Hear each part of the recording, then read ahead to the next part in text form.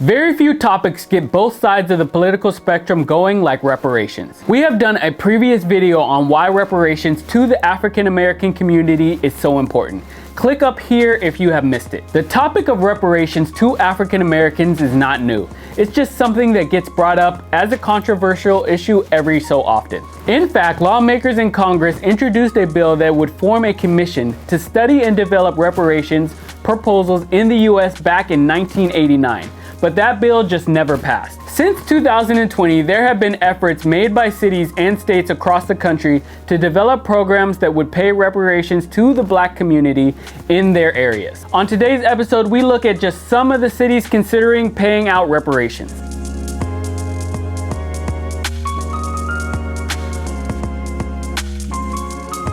Hi, my name is Jared and welcome to Black Excellence, where we share interesting things in Black culture and society in every episode. Make sure to subscribe and hit that bell so you can get notified when we release new videos.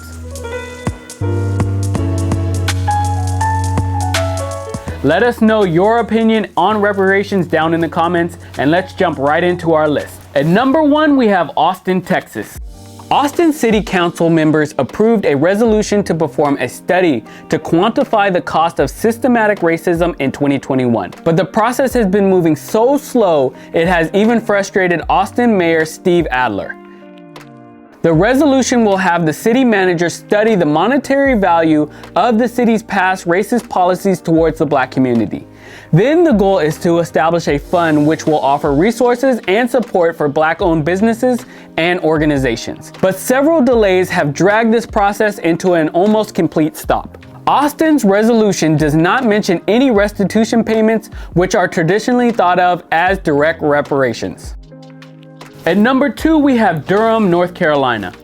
In 2021, the city of Durham passed a budget that included $6 million towards what they deemed was a form of reparations. That money will be for green and equitable infrastructure in historically Black neighborhoods. The city intends to budget this money every year going forward. Community leaders intend to spend the approved money on affordable housing, COVID-19 recovery, and safety in areas where Black residents face disparities. But we could not find any information on how this money has been spent thus far in 2022. At number 3, we have Tallahassee, Oklahoma. Tallahassee, Oklahoma has a very interesting history. This small town of fewer than 100 people is the oldest surviving all-Black town that was established after slavery was abolished. It's crazy that many of the first Black people to live in Tallahassee actually had been enslaved by Native American tribes that had allied with the Confederacy during the Civil War. This once thriving Black town has joined the movement for reparations. Mayor Keisha Kerner says the town was devastated by government policies that divested it, just like other Black communities across the country. While other cities are looking for ways to right the wrongs they committed against their own Black population, Tallahassee is looking for funds to rebuild the whole town. Town leaders are looking towards the American Rescue Plan Act of 2021, the Tulsa Metro Chamber of Commerce, and the Department of Commerce to get the funds and initiatives to rebuild Tallahassee. At number 4, we have St. Louis, Missouri. St. Louis is one of the most segregated cities in America with a population of 300,000 people.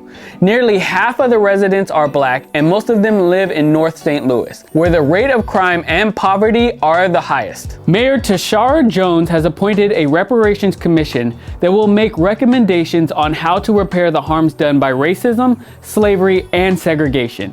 The mayor has also signed a bill this year allowing taxpayers to voluntarily donate to a slavery reparations fund. Residents and companies can contribute to this fund by adding donations to yearly property tax bills or joint water and refuse collection bills that are issued quarterly. It is unclear how the money in this fund will be allocated towards Black residents, but the mayor views this move as just the first step towards reparations. At number 5, we have Evanston, Illinois.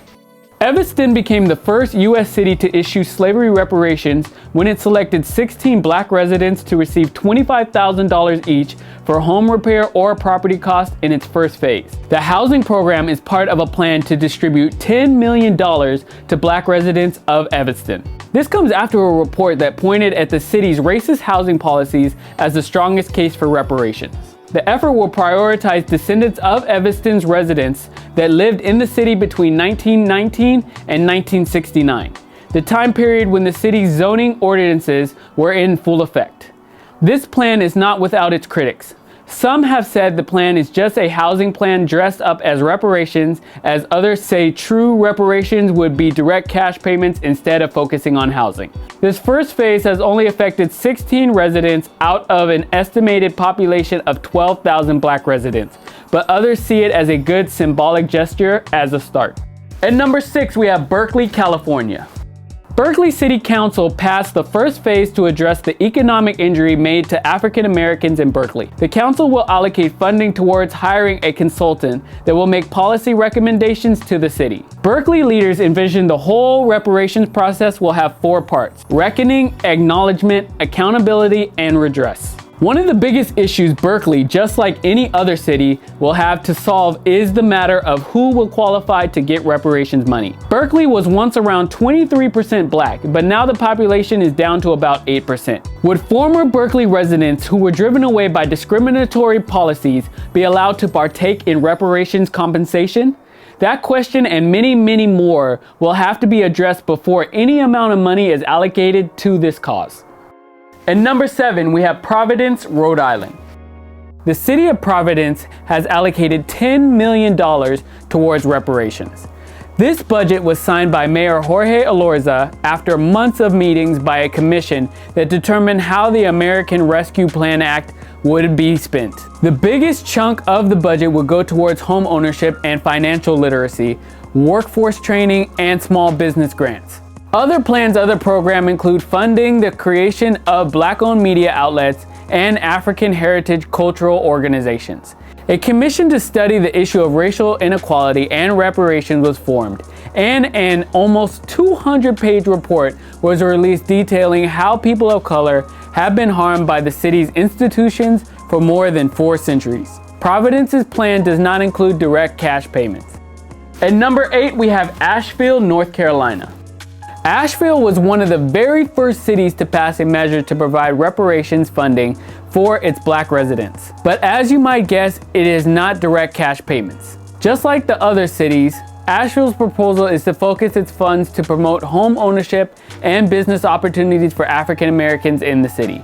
The city approved that measure back in 2020. This year, a reparations commission has been set up to make short and long-term recommendations to the city council. So what can we say about the efforts of all these cities? The issue is simply too big to be addressed on a local basis by cities that barely have enough budget to address day-to-day needs. The federal government needs to have a national plan to address reparations on a massive scale, and then the cities or counties can step in to implement it. Let us know your thoughts in the comments, and that's it for this episode. We'll be back with another episode in Black Culture and Society.